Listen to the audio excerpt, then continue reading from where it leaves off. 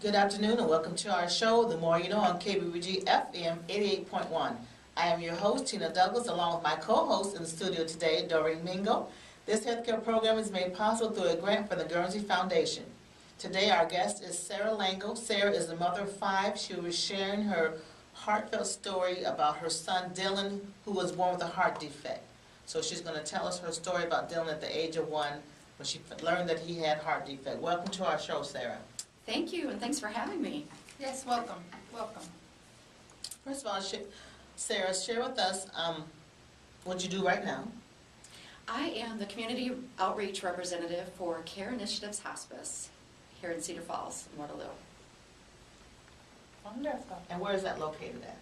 Our office is in Cedar Falls. We do cover a 10-county area, and we do take care of patients wherever they want to be taken care of. We also have 6 hospice offices in the state of Iowa. Now, when you say care initiatives, they own several assisted livings, nursing home care centers, same care initiatives? Right, that's our sister company. We have Care Initiatives Hospice. Okay. And then our sister company, Care Initiatives, is the nursing home arm Part of of it. it. Like Northcrest, Okay. the new nursing home. Is that Yes, Care yes, Initiatives? that's a Yeah. Care Initiatives Okay. facility, yes. Right.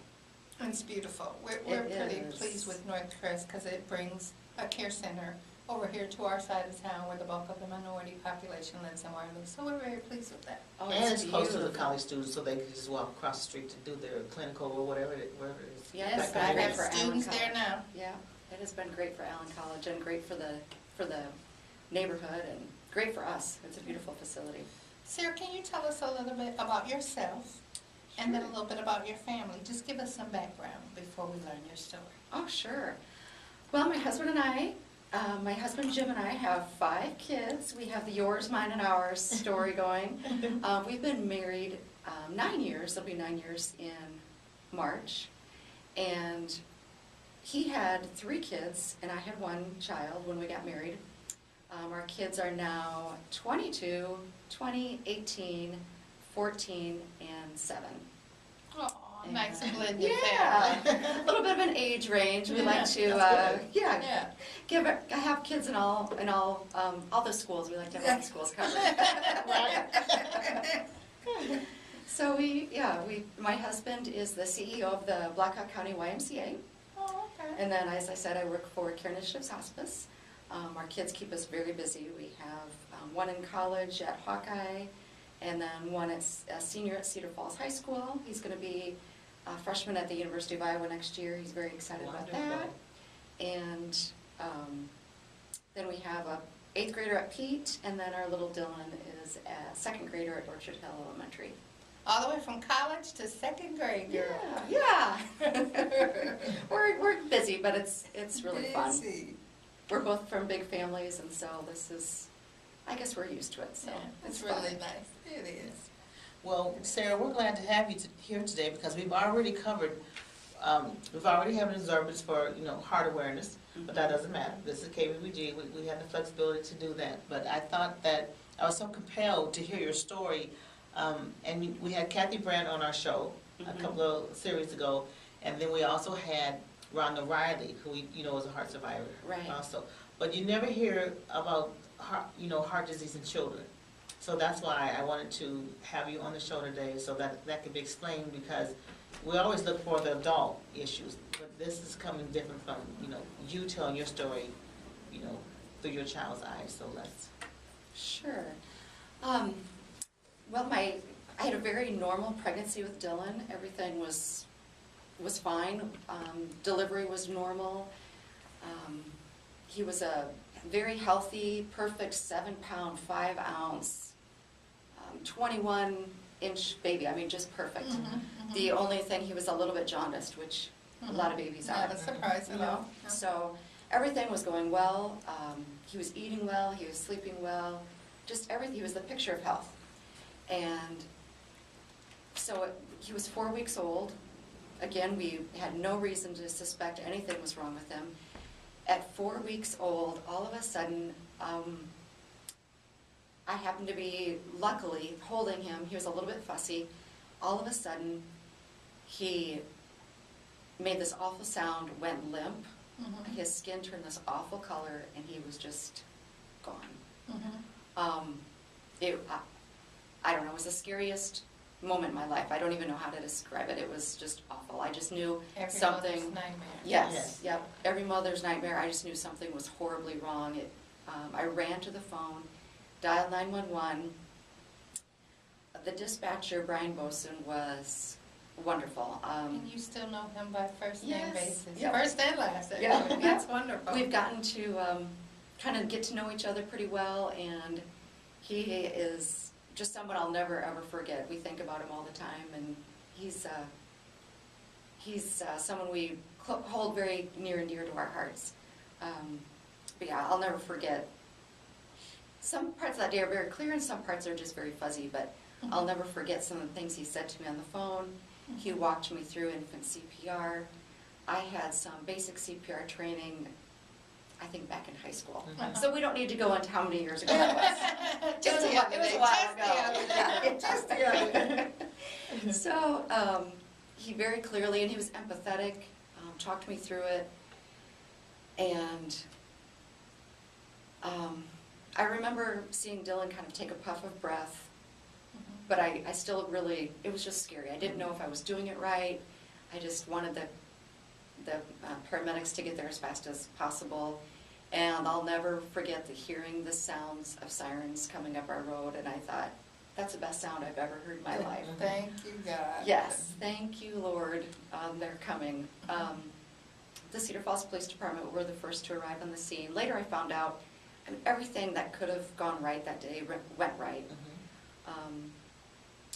There was a police officer really not very far from our house, so he arrived pretty shortly on the scene. I found out later he's someone that I kind of know from living in Cedar Falls. It's not a very big town. His wife was actually pregnant at the time, so I'm sure it was very difficult for him to Right. have that call. So he came, and then the firefighters were next, and then the paramedics came. And I remember them, it was hard for me to leave my baby, but yet I wanted them to take over for me too. Right. And so I remember them asking me, at the time I thought, why are you asking me such stupid questions? But I know they were just trying to pull me away and keep me calm and keep me busy. Right, right. So they worked on my baby Dylan, who was just 4 weeks old and just a teeny tiny infant. They whisked him away to Sartori Hospital, and I remember just standing there going, oh my gosh, my baby's gone, and I don't really even know what's happening. Another really good thing that happened that day was one of our friends who was a firefighter was off duty and was listening, had a scanner on. He heard the call, knew our address, and thought, oh my gosh, that's Dylan. 21-inch baby, I mean, just perfect. The only thing, he was a little bit jaundiced, which a lot of babies are. Not a surprise at all. No. So everything was going well. He was eating well, he was sleeping well, just everything. He was the picture of health. And so he was 4 weeks old. Again, we had no reason to suspect anything was wrong with him. At 4 weeks old, all of a sudden, I happened to be, luckily, holding him. He was a little bit fussy. All of a sudden, he made this awful sound, went limp. His skin turned this awful color, and he was just gone. I don't know, it was the scariest moment in my life. I don't even know how to describe it. It was just awful. I just knew Every something. mother's nightmare. Yes, yep. Every mother's nightmare. I just knew something was horribly wrong. I ran to the phone, dialed 911. The dispatcher, Brian Boson, was wonderful. And you still know him by first name Yes. basis? Yep. First and last, actually. Yeah. That's wonderful. We've gotten to kind of get to know each other pretty well, and he is just someone I'll never ever forget. We think about him all the time, and he's someone we hold very near and dear to our hearts. But yeah, I'll never forget. Some parts of that day are very clear, and some parts are just very fuzzy, but I'll never forget some of the things he said to me on the phone. He walked me through infant CPR. I had some basic CPR training, I think back in high school. So we don't need to go into how many years ago that was. It was a while Just the ago. other day. just together. So, he very clearly, and he was empathetic, talked me through it, and I remember seeing Dylan kind of take a puff of breath, but I still really, it was just scary. I didn't know if I was doing it right. I just wanted the paramedics to get there as fast as possible. And I'll never forget hearing the sounds of sirens coming up our road, and I thought, that's the best sound I've ever heard in my life. Thank you, God. Yes, thank you, Lord, they're coming. The Cedar Falls Police Department were the first to arrive on the scene. Later I found out everything that could have gone right that day went right. There was a police officer really not very far from our house, so he arrived pretty shortly on the scene. I found out later he's someone that I kind of know from living in Cedar Falls. It's not a very big town. His wife was actually pregnant at the time, so I'm sure it was very difficult for him to have that call. So he came, and then the firefighters were next, and then the paramedics came, and I remember them. It was hard for me to leave my baby, but yet I wanted them to take over for me too. Right. And so I remember them asking me, at the time I thought, why are you asking me such stupid questions? But I know they were just trying to pull me away and keep me calm and keep me busy. Right. So they worked on my baby Dylan, who was just 4 weeks old and just a teeny tiny infant. They whisked him away to Sartori Hospital, and I remember just standing there going, oh my gosh, my baby's gone, and I don't really even know what's happening. Another really good thing that happened that day was one of our friends who was a firefighter was off duty and had a scanner on. He heard the call, knew our address, and thought, oh my gosh, that's Dylan, a 4-week-old baby. So he came to our house. It was so good to see a friendly, familiar face. Yes. So he... Because by now, I don't mean to interrupt your story, but I just want to clear up just a few things there. Yeah. So by now, when an emergency happens, you're really in a panic. Oh, yes. And you have this sense of adrenaline, so you're trying to keep it all straight. So I'm sure you're all over the place. Yeah. And you're trying to figure out, how do you get to the hospital? How do you call your husband? Tell us a little bit about that part. Yeah, because I knew I couldn't drive myself to the hospital. There was just no way. And I was just standing there going, what do I do next? What's my next move? And also, it was a Wednesday, but the kids didn't have school that day. Unfortunately, my 3 stepchildren are home. My 2 stepsons were in elementary school and saw me doing CPR. They were, I'm sure, extremely scared. So Shane, our firefighter friend, talked to them. He explained to my stepdaughter what happened, because I just couldn't talk to anybody. No, I just was not in, I don't even know what frame of mind I was in. I didn't, and at this point, I really didn't know what the state of my baby was. Right. He gave me a ride to Sartori. Yes, he gave me a ride to Sartori, which was the longest ride across town ever. It seemed like it took us a half hour to get there. He also called my husband and told him to get to Sartori in such a calm way that He didn't panic. it didn't make my husband panic. It didn't. My husband just thought, oh, okay, I just need to get to Sartori. Something's going on with Sarah, and no big deal. Right. He Which just- thank God, because you don't want him in a panic, trying to drive, getting into an accident. Then you got 2 emergencies. Right. So he just said, hey, Sarah's been taken to Sartori, so just get here and when you get there, just pull up and I'll take care of your car for you. And just was so calm about it. My husband wasn't worried. So we get there. Were the kids with you? Or No, oldest was with the kids? The kids stayed home, and some of the Cedar Falls Police Department stayed home Oh, with them. Oh, that's so nice. Yes. And later on, they took the kids up to the hospital too. yeah. So it was just one of those days where everything was just kind of Yeah, it's just, you're in a fog, I'm yeah, sure. yeah. It was just kind of in a fog, and so I went to the hospital. My husband arrived and had no idea what happened. Right, He comes into the waiting room, the ER waiting room, and just sees everyone crying right. and has no idea what's going on. Yeah, I scared him half to death too. Yeah. Whatever it is, it ain't good. No. Yes. My husband's 6'3" and I'm 5'3". He hugs me And he's instantly got a face full of makeup all over his stomach. So he had no idea what was going on, and at this point he's now afraid to ask. Yes. Because now he knows it's our 4-week-old baby in the ER. Right. And everyone is I'm just a mess and Right. crying inconsolably. And he hears the ER door open, and he hears them say, the chest x-ray came back okay, and there's no broken ribs. So now he knows that I've done CPR. Yeah. Mhm. So now he's even more scared. Yeah. So he's just thinking, oh my gosh, what is going on? What is happening? And now he's really afraid. He just doesn't even want to ask. So a few minutes later, they let us in to see Dylan. And I am so relieved to finally be able to see my baby and see that he's alert and he's awake and he's actually pulling at things. Oh, thank God. Yeah, and I'm like, praise the Lord. Look at Yes. Dylan, he looks great. And I thought he looked great. My husband looked at him and thought he looked horrible because the color of his skin was still really bad.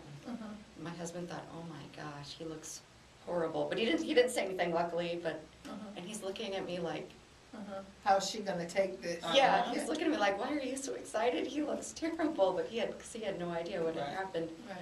And you're thinking, his eyes are open, he's Yeah. moving, there's hope. Yeah. And I thought, he looks great. But we still had no idea what was wrong, what had caused him to go into cardiac arrest. But, so yeah, it was just such a scary day. And I'll never forget the paramedic was hand-bagging him the whole time. Right. And stood there for hours on end. Didn't trust anyone else to do it and didn't trust the machine and just stood there. So they got him stabilized at Sartori. This happened at about 1:30 in the afternoon. And I think it was about 5:30 or 6:30 that night that they took him, they got him stabilized enough and they had to call for a paramedic helicopter from Iowa City with special equipment on board Right. to pick him up and take him down to Iowa City. And So at this point, you know it's really bad. it's whatever really it is. serious. Yeah. I just Whatever want it is, we gotta get to the specialty care teams. What did they find? So his defect, when did he learn that he had a defect? The next morning. That night in Iowa City, they did some tests, and they did a CAT scan to make sure everything was okay with his brain, and everything turned out fine, thank goodness. So how did you get to Iowa City that night? He went by helicopter. Yeah, my husband had to drive. Okay. How did that go? I was thankful that he drove, and we got there, and I mentioned to him, I said, oh, thank goodness you drove, because I couldn't have. And he said, I said this as we're pulling into Iowa City, and he said, I don't remember going through Cedar Rapids. Yeah, I can Yeah. believe it. The adrenaline. Yeah, Yeah, he said, good thing for cruise control, because yeah. I just set the cruise, and I don't remember going through So at Cedar this point, Rapids. where are the other children? My mom had come down and taken care of the other kids, and so they were taken care of, and my stepkids went with their mom that night, and my son went with his dad that night, so, That's good. yeah. Thank God for family and time Yeah. in Christ. Yes. Yeah. Okay, so you get to Iowa City. Wait a minute, I just want to interject. Okay. So, when you were doing CPR on your little baby, what, did he start breathing? I saw him take a big puff of breath, so I knew that, but I didn't, that's all I saw. How are you manipulating that? Because you know you got to use the 2 fingers and the puff of breath, 2 fingers and the puff of breath. You do not stop. So was it a cell phone, speakerphone? How could you, in all your adrenaline and whatever was going on, how did you manipulate all that? Because infant CPR, even when you know to do infant CPR, Sorry. it's hard to manipulate. You know, you need to concentrate. Plus, listen to somebody telling you what you need to do. I don't know. Yeah, yeah. I Did had you have the a cell phone? No, we had a landline at that time, which was a good. Yes. I thought about that many times because my cell phone is usually at the bottom of my purse. Yeah, yeah. So at that time, it was almost 8 years ago now, we still had a landline, which I'm thankful for because I ran to that phone and picked up the phone, and I guess I had it cradled on my shoulder, and I remember him telling me to breathe into Dylan's, cover both his nose and his mouth, and do the 2 fingers right between his nipples. That's Mhm. right. And I remember just thinking the whole time, am I doing this right? Am I doing this right? And he was counting for me and Oh. telling me exactly Yes. how to do it. And Which is wonderful because, first of all, you're a mom of a brand new baby. mhm. Your adrenaline is pumping out of the world because you're in actually a state of shock. Yeah. But you're still able to calm yourself down enough. So I don't know if you've ever pat yourself on the back for that, but you really need to. You did a great job. And not only that, your message to others is that you can do this. People always worry in CPR, whether it's infants or children or adults, am I doing it right? But what CPR stimulates is that you're actually putting oxygen in Mhm. for the heart to circulate, to feed the tissues of the body. So if you get the numbers off, if you get the breaths off, or you don't do them at exactly, it doesn't matter, as long Right. as you're circulating oxygenated blood throughout the body to feed the tissue so that they don't become necrotic or they don't die. Right. Mhm. And so that's what you did, and that bought your baby time for the professionals to come and intervene. Yeah, it was, the only way I can explain it is autopilot just took Right. over. Right. Mhm. It was just, I had no choice, I had to do Yes. it. Yes. It just became, Mhm. because people have said that, how could you do that? How could you stay calm enough? Mhm. It was your fight or flight response It that was. kept you balanced. I had no choice, you just do it. Yeah, there's But- nobody here to do it but me. Yeah. That's right. You It's your just- baby, right here. yeah. You have to do something. Yeah, you just do it. Well, other people would not be able to. Some people are just paralyzed, even though it is their Yeah, child. that's I just it. couldn't. Like, I absolutely could not move. I could not do anything, so. Mhm. I had a lot of 911 dispatchers tell me that sometimes that they've come across that where people just are so frantic that they Right. can't. Right. And I don't know, there's no explanation, I just knew at the time that autopilot, I guess, is the only way I can Yes. explain it. You Mhm. just do it because that's the only choice you have. Mhm. But I remember shortly after that thinking, my husband's a certified CPR instructor, I wish he would have been there, but Uh-huh. And he probably wouldn't have been able to handle it. Yeah, even still, he would have had all the same Yes. things going on, and it affects different people Yes, differently. it Right. does. I've been a nurse for a long time, and my youngest daughter, Sierra, is 15, and one day we were sitting at the dinner table, her dad, Sam, me, her, and my oldest daughter, Rayvon, and Sierra choked on something, and both of us were certified CPR instructors, and I've been a nurse for a long, long time, and she choked, and I looked at him in panic and said, "Help her." And he looked at me like, "What?" But that was all I could get up, "Help her." And it took me about a minute to respond, because I just was paralyzed. It's my baby, so you did Yes. really good. Okay, we won't interrupt your story anymore, but sometimes just those real life experiences of you doing the CPR and what you're doing, just saying to our listening audience, is so important to know that yes, you are paralyzed with fear, yes, you are scared, but you do the best you can do, and even that is helpful in Mhm. that emergency situation, so thank you. Tell us what happened when you got to Iowa City. Well, when we got to Iowa City, the nurses at Sartori had told us, don't hurry, don't rush, because it's going to be a while before you'll get to see him. So, Don't rush to Iowa City from home, you mean? yeah, they said, go home, pack your bag, take your time, because it'll be a while. It'll take a while for them to get him ready and everything.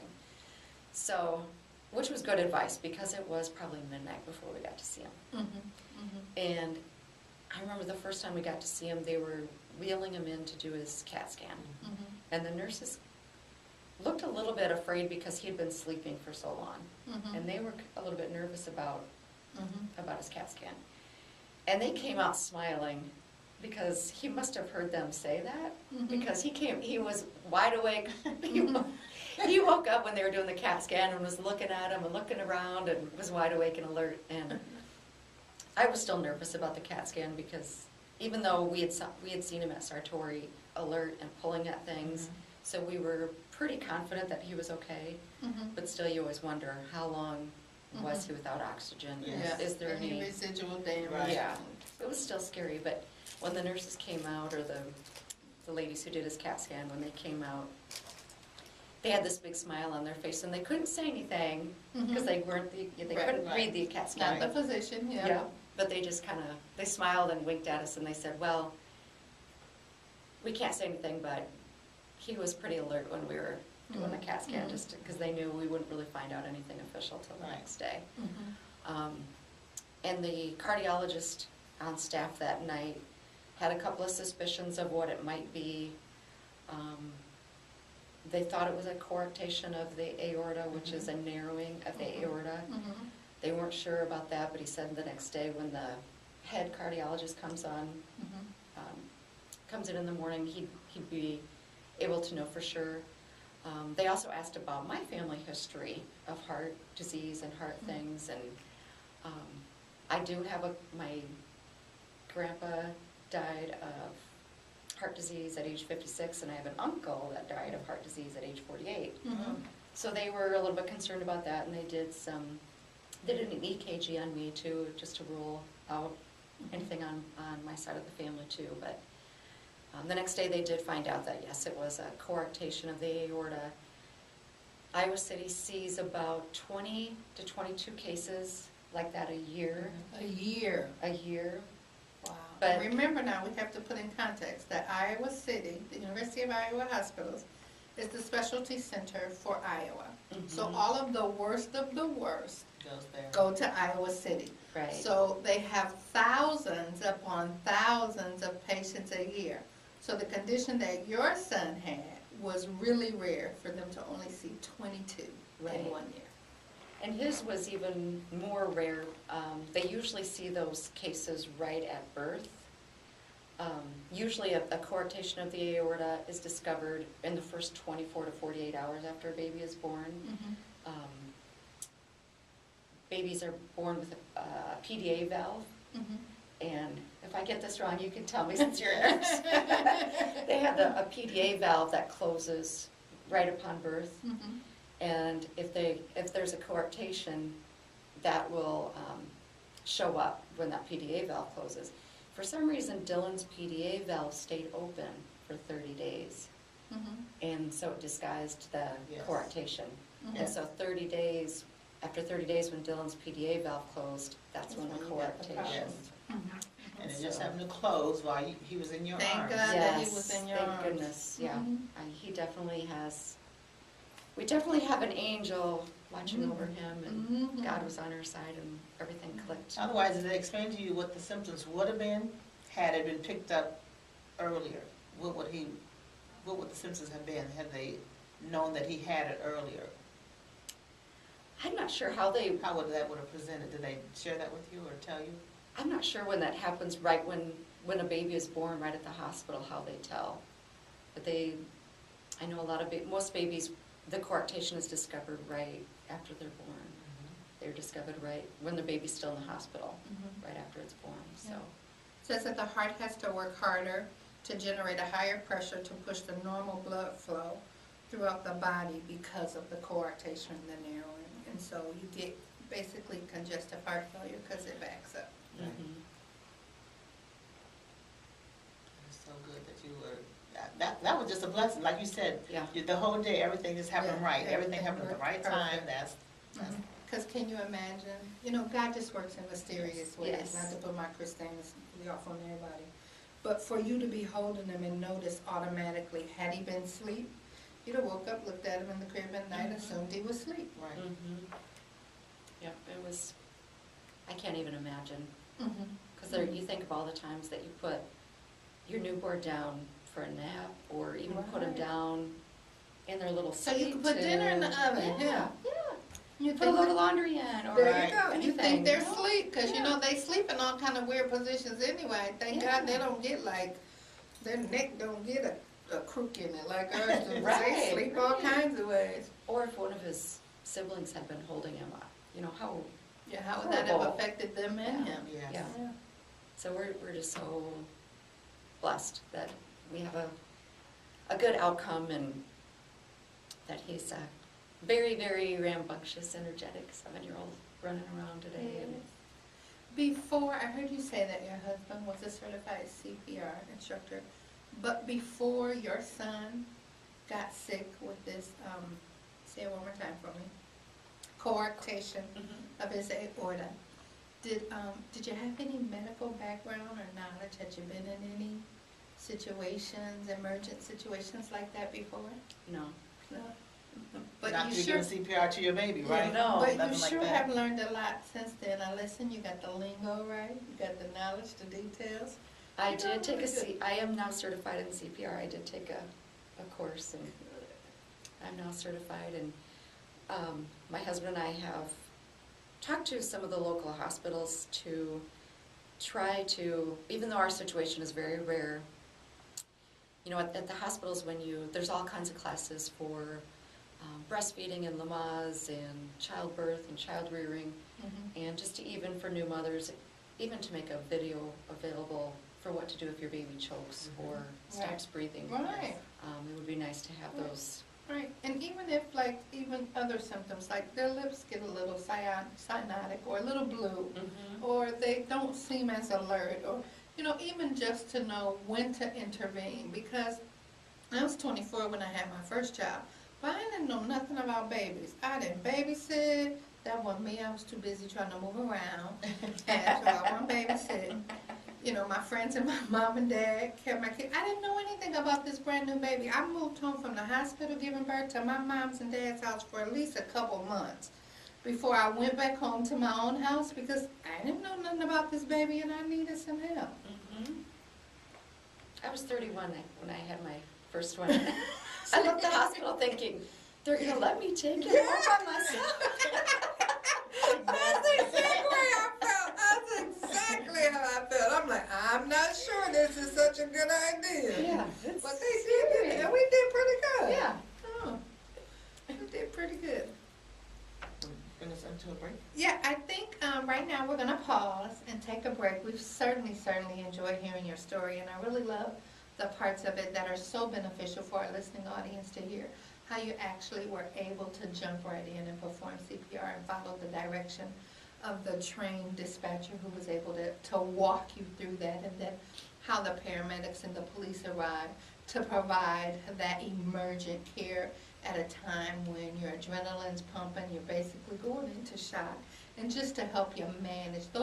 That's why we pay the taxes to those departments, so that when situations are beyond our control, we have them trained to be in control and knowledgeable enough to assist us through. And just to hear you say that since that time, you went ahead and got CPR certified. So if another emergency occurs, you are ready to not only provide imminent, immediate help, but to help someone else in a situation. Right. So we're gonna go to break, and when we come back, I wanna hear you tell us about the treatment for your son's condition. Okay. And then bring us all the way up to speed about him today. I see those beautiful pictures there. All right. All right, we'll be right back.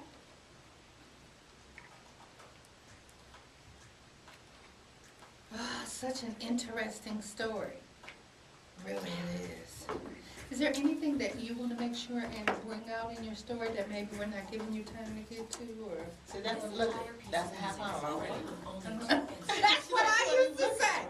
I used to We go took like, the half hour. Tina, I can't talk for an hour. Hands That'd be like, we done. incredible things. Well, first she had said almost everything was like, I said, it's only 5 hours. But I said, no, she can Yeah, have it. it's really good, it's really interesting too. Is there anything you want to bring out that maybe we haven't yet?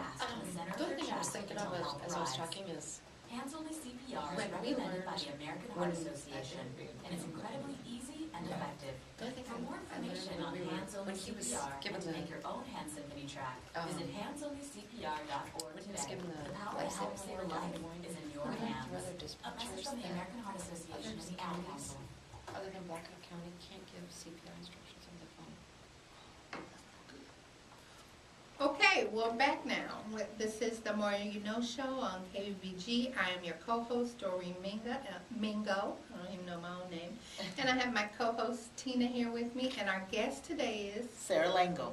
Sarah Lango, and she's sharing her personal experience and personal story of how her son, Dylan, had an emergency situation at 4 weeks old, and how her and her family rallied, and how they learned a lot and how they care for Dylan. So Sarah, let's jump back in and talk a little bit about now you're in Iowa City, you've went through the Sartori ER, your son has been stabilized, which is what all hospitals are supposed to do in emergency situations, stabilize the patient until they can transport them to where they can receive the best care.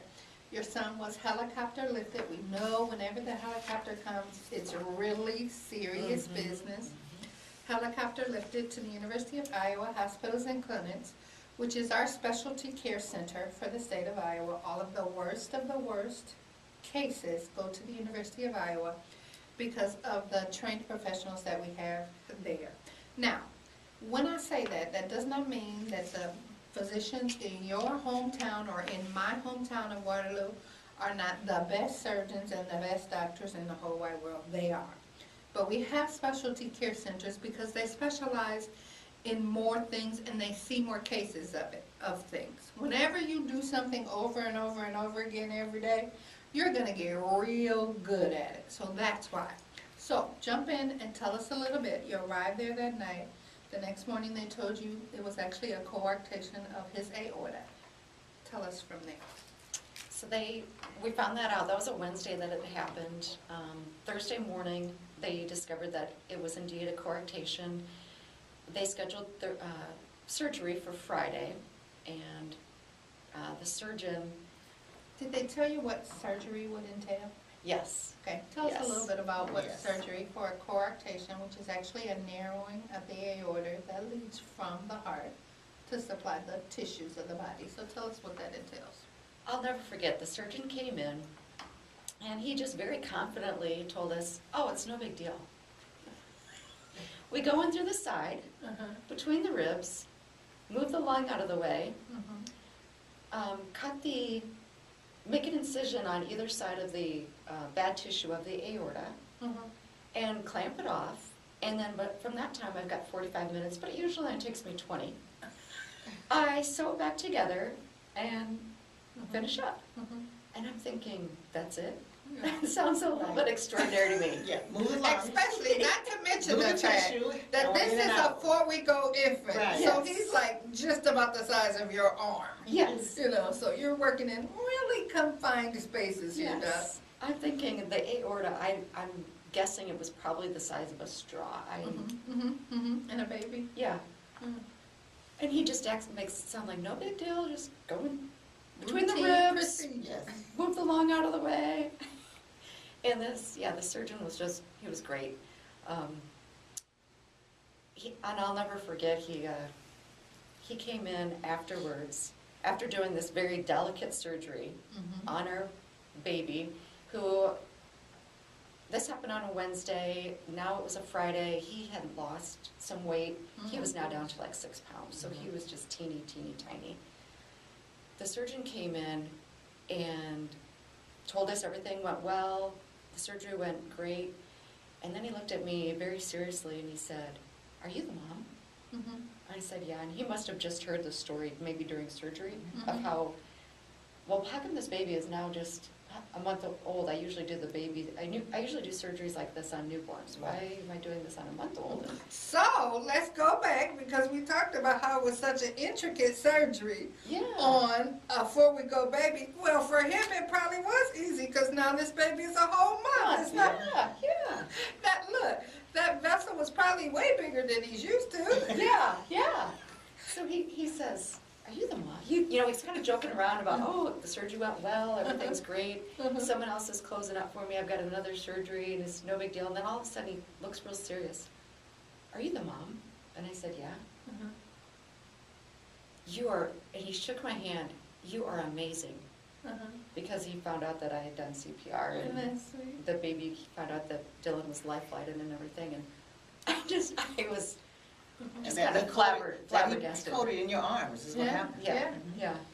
Really what he was probably saying is most babies that would have happened to, we would not be having this success story. Yeah. Mom, it's because of what you did that your child is here. Well, That's really what he was a saying. lot of the paramedics and dispatchers we've talked to since then have said that most, they usually unfortunately don't have this outcome, so we just really, we just really feel Blessed. really blessed. We're just Really really, blessed. Yeah, really blessed. we're very, very, very lucky. And that's why I asked you, do you ever pat yourself on the back for what you did? Yeah, I mean, I don't know. I don't think it's me, I think it's, It just seems like you sharing your story with us today, and for our listeners, it's the same as if you're back in 2007 when it Right, happened. you could know, tell, used you to could know. see it all Yes. over you. Okay. That's why it's such an amazing story. yeah, we're very, very blessed. We're very lucky. So then what was the rehabilitation like? Now now you know what it is. You've gotten through the surgery. Now we have to go every day post-surgery. Tell us a little bit about what that post-operative period was like for Dylan. He was in the PQ unit at Iowa City. Which is Pediatric Intensive Care Care unit, Unit. mhm. Yeah, thank you. And they moved us up a couple of times to the back. First, they moved us to the back of the unit because they would get other kids in. And they kept apologizing, and I remember my husband saying, "That's okay, it feels good not to be the priority Right, here." right. That means we're doing better. Yeah. Your husband was smart. He looked at it the right way. Yeah. Mhm. It was an interesting experience. I remember the students coming through, and every morning it was interesting to hear them. The lead, I'm probably getting the chief resident, thank you, would interview the students and tell them about the case and what would you do and so it was interesting to listen every day. And at first I felt kind of sorry for some of those students, but then I thought, oh no, if they're That's going to be right. doctors, they need to know That's this right. stuff. So it was just an interesting experience. And then later on, Dylan was moved down to the pediatric wing, a different wing of the floor. So again, it kind of felt good not to be a priority, that he was getting better and better. They almost had to kick us out after 10 days. I thought, really, we can stay longer. Really? Right. Let's just be safe. Yeah. Let's not rush it. Yeah. And I said, can we go home with some of these monitors? And they thought I was joking, but I really wasn't. I was just not ready to go home. Yeah, And it's scary, yeah. especially considering the experience you had the very last time you had him at home. Yeah. Yeah, that's totally understandable. I was not quite ready to take him home, and 10 days didn't seem like we were there. Didn't seem That was like his much. hospital stay was 10 days? Yeah. So he went home with the bandage on, and the follow-up was in Iowa City, and then a local doctor? Yep. At first, they told us we could just do our follow-up at Covenant, and which I am very confident in Covenant, but I thought, we can come back to Iowa City, that's not a big deal at all. Right. We only live, an hour and a half, it's That's right. just fine. And so we almost had to kind of, not really talk them into it, but they said, well, if you really want to come back here, Right. that's fine. Yes. So we did do one follow-up appointment. Which is a great That's what example you wanna of do. advocating for Yes. yourself. You want the Yeah. people to Listening see him audience. that did the Yes. surgery, Yeah. not somebody Remember, that's... you are your own best advocate, so always advocate for you and your kids. You know what you want, you know what you need, you know what makes you comfortable. Advocate for what you need. That was the right thing to do, You Sarah, did the right thing. insist that, no, he's gonna come back here, you're the one that did the surgery. Yeah, I wanted the same, Yeah, I want people, somebody I wanted- familiar with them. yep, I Right. wanted the same pediatric nurse and same surgeon to see him, and, yeah, I was, even though I was confident in Covenant, I just really wanted him to come back there. And so when we went back there for his follow-up, everything checked out really great. They said he was doing wonderfully, and they told us that they work really closely with a pediatric cardiologist at Covenant, which I was overjoyed that we could do all the follow-up right here in Waterloo. I couldn't believe it. We're so lucky to have a wonderful pediatric cardiologist right here. They do conference calls with him weekly and are really in close contact with him. And so we see him, right now we see him once a year, and Dylan gets an echocardiogram every year from him. And he is excellent. He just tells everything and very, in terms that we can understand. Yes. Right. He draws us little diagrams and shows us exactly what's going on, and so Let me just back up just a little Yeah. bit. So you come home with this baby Yeah, who's now after only 10 days. about 5.5 weeks old, Yeah, just had a major surgery, still tiny, probably just about the size you brought them home, because you know they lose weight when they're Yeah. ill, and then they have to gain it back. So tell us about those first couple days at home. It was nerve-wracking. Did you get any sleep at all, girl? No. I didn't I think so. slept with him in the bassinet right by my side of the bed, and I think I kind of slept with one arm in the bassinet on top of him. I mean, or over him. It was very nerve-wracking. I didn't sleep very well for a long time. Oh, I It bet. was just really Mhm. scary, and I remember one time I could have sworn his lips looked a little bit blue, and I called Right. his doctor right away, and Mhm. I ran him into Covenant ER just to get him checked out, just to make sure, because Mhm. he seemed like he was a little bit, Mhm. um, Lethargic. lethargic, thank you. Mhm. And But what he did was they say? fine. Because but that's good though. Okay, he's fine, that's good. That's more Yeah. reassuring than to say, well, I couldn't tell, so I just Yeah. kept him home. Yeah. I Yeah. didn't. When he's got a history Right. of cardiac problems, you need to always act on your first instinct. Do Yeah. not wait. Right. Yeah. And parents in our listening audience, that goes for all of you. You don't always have to know what's wrong. You just get this sense Mm-hmm. something's wrong, something's not right. It's better safe to check it out than to let it go and then have something happen and wish you had. Right. Yes. You know, none of us want emergency room bills, but I'd rather have that bill than later on wishing I had. Right. That was probably 3 months after it happened, and I don't know, I just had this funny feeling, and he just Mhm. looked a little bit different, Mhm. and once I got to the ER, I thought, he looks a lot better now, but I'm here now, so. I might as well Here we stay. go. And they did a very thorough job of checking him out, and once I explained to the ER doctor everything he'd been through, he understood why I was there. Yes. Mhm. So it was all good. And my husband, I felt bad. He was up in Minnesota fishing, and I called him and I told him not to come home, but he came home anyway. He's like, I'm not leaving her there to go through that. Well, Yeah. he probably couldn't relax and enjoy himself either. No. Mhm. And I My should've wife even- called, but she told me not to worry about keep fishing. Yeah, who does that? I know, and I should back have. Well, on now, my shoulders and look, there are some men who would do that. I'm sorry, men, but there are some who would say, she can handle it. Yeah, I shouldn't have called him, but then I thought if I don't and something happens. Right, Yes. right. So. Better safe than sorry. Yeah. All the way around, so just keep that up. So tell us about Dylan today. Oh, he's hilarious. He is so funny. Well, I think anyway. But I'll put, a lot of times I'll put like a little bit of his funny things that he'll say. I'll put them out on Facebook just so everyone else can get a little laugh too. And a lot of people do tell me that they like his little jokes and little things that he says, and because I don't know, he just brings a lot of humor and joy to our family and our lives, and he's just a fun kid and smart. I So throw that in at there. school, are the teachers aware of his medical history? Yes, he does not have any restrictions So he participates in in sports? sports. Yeah, he was in flag football He was in flag football the last couple of years, in basketball at the Y, and now his 18-year-old brother, who's a senior, is a wrestler, and so now he decided he wanted to take up wrestling, so he just started wrestling Oh, in good. January, so he's gotten into that too. Does Dylan understand what happened to him as a baby? Not really. Mm-hmm. We talk about it, Mm-hmm.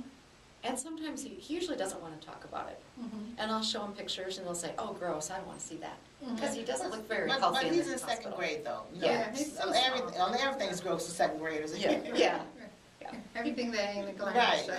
yeah, yeah. What about the other 4 kids? Do they remember, and what are their memories of the incident?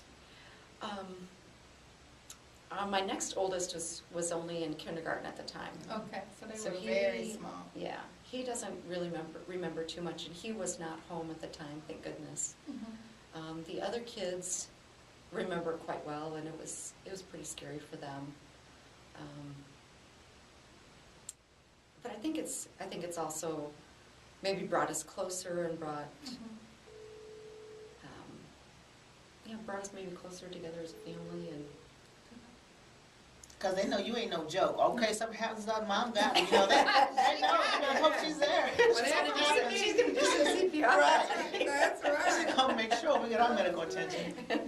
So in your experience going through this with your brand new 4-week-old baby, anything that you look back on that you like to share to help another family who may be facing an emergent situation with their own child? If you think something's wrong, don't hesitate.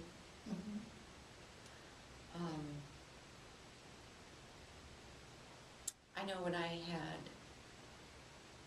when Dylan was born, I just had this, and I don't know how to describe it, I just had this weird sense that there was something not quite right. And I don't know how to describe it, and I didn't even tell anybody, and I just thought, it must be like a postpartum thing. But I just had this weird sense that something was not quite right, or that something was going to happen, or it was just in the very, very back of my mind. Yeah, And then when this happened, it just clicked that that's what, that's what I was sensing. Yeah. That was my sense of doom. yeah. They This call it a is- sense of impending doom. Oh, okay, Yeah, it has a title. Yeah. that's what it was. Okay, I had no idea that was a real thing, and that's what I had. But then. even if you had got the revelation, I mean, you didn't. The place where you were, the time and place, that was God. Yeah. Oh, that was all definitely. God. Yeah. All of it Definitely. was God, even the Yes. sense that something's not right, Right. Yeah. part of your preparatory stage. Yeah, I think that's why I was able to stay calm, because Yeah. it just clicked that that's, This is what it was, this is what Yeah. I've been waiting for, and now this is what I gotta do. Yeah. All God. yeah. Not to put my religion off on anybody again, but I believe God prepares us for everything that we must face in life. And everything that does not kill us, indeed makes us stronger. Oh, yeah. I heard you share earlier some concerns that you had in going through the experience, some things you learned. You have some wonderful friendships and relationships with all the people who were there that day to assist you. Tell us a little bit about some of that. After this happened, about a year after this happened, we got a call from the 911 dispatcher supervisor. And she told me that he had won the Telecommunicator of the Year award for the state of Iowa for my call, which is pretty awesome. That is You think of all the 911 calls Yeah, that they come come in in. for this whole Yes. state of Iowa, and he was up for he was awarded it. He did not know that he had gotten the award, and he was going to be presented with the award at their annual conference in Des Moines. Okay. And she said, I think it'd be really neat if you and your husband and Dylan could come down to the conference and present him with the award. Awesome. And I said, oh, definitely, we'll be there. Uh-huh. And so she told me when it was, and she said, it's a surprise, we're not gonna tell Brian that he won it. And so we showed up, and she said, I'm gonna warn you, they're gonna play your 911 call. So she said, prepare yourself. Yes. Oh, wow. I thought, That's okay. probably the first time you ever heard it, too. Yeah. I said, okay, I told my husband they're gonna play my call. And so I just kept trying to mentally prepare myself, and I thought, I'm not gonna cry, I'm not gonna cry, I'm not gonna cry. They played my call, I bawled, but There it was probably okay. wasn't a dry eye in the place. Yeah, I was just gonna say it was okay, because there wasn't a dry eye in the place. Everyone, I think, in the room was crying, so, Could you hear the panic in your voice? yeah, Uh-huh. yep, It took you right back to that immediate moment, didn't yeah. it? It was extremely hard to listen to, yeah. Mhm. And it was hard for my husband to listen to. He Yeah, didn't because Because you realize- hadn't been there, yeah. Yeah. About how long was the call? Because to you, it probably seemed forever. How long was the Oh call? my gosh, I don't know, maybe 7-8 minutes, I was maybe? gonna guess that. Yeah. 5 or 6, Yeah. So it was That's a long difficult. time to keep somebody's attention. You know, I get frustrated when I do IT support for my computer, like, okay, so if it don't work, I'll call you back. I'm not listening to, ma'am, you got 10 minutes, check this, go to internet options, do this, do that. I'm like, okay, this is enough.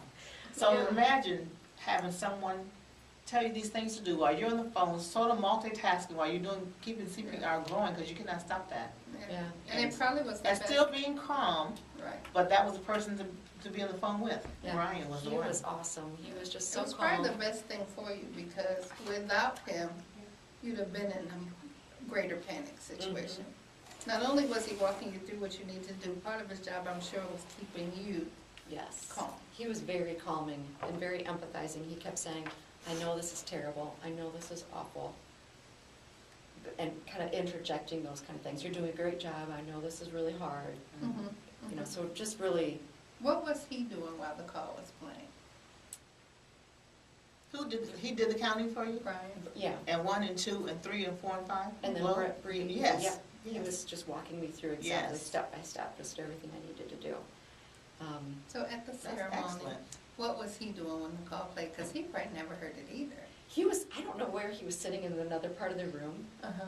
He was sitting in Well, yeah, another because part. you guys probably had to hide from him. Yeah, we were sitting in the very back, Yeah. because he didn't know we were there. Yes. Right.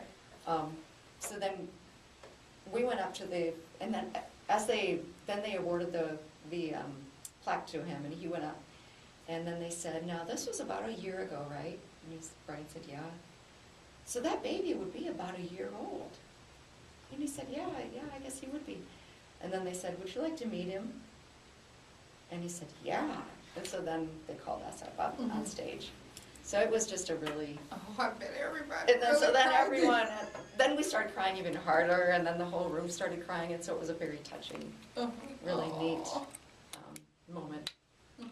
But after, we were talking to several dispatchers afterwards, and a lot of them